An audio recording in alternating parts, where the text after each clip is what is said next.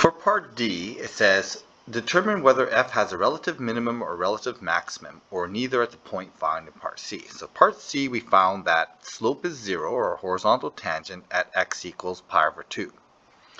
So what we want to do is, we want to determine whether that is a min or max. We're going to use a slope chart.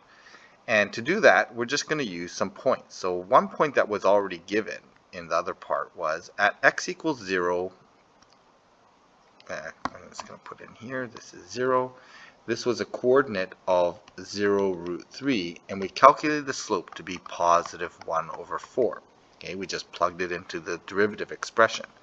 So the main idea though is it's positive, so it looks like it could be a local max. Now we need to test some point on the right hand side, and the easiest point to plug into the derivative is going to be pi. So my derivative equation was y prime, we need to find the y position of this first. Okay, so x is pi. We need to find the y position, and to find the y position, we're going to do this using the equation, the original equation of the relationship, which was 2y squared minus 6 equals y sine x. We're going to put pi equals x, so x equals pi in there. And when we do that, we get sine of pi, which is 0. So this ends up being 2y squared equals 2y squared minus 6 equals 0. So 2y squared equals 6. Y squared equals 3 when I divide both sides. Y equals plus minus root 3.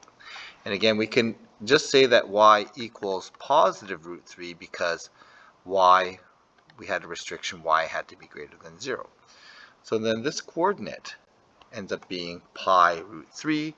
Once I have the x and y, I can just test the slope in the slope equation.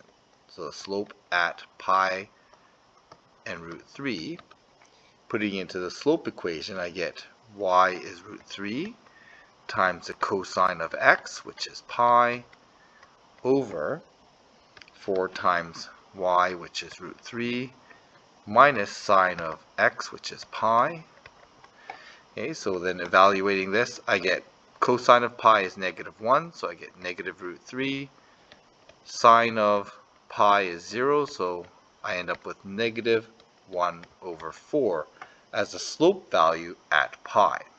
So that's going to be negative 1 over 4, and that means that this is sloping down.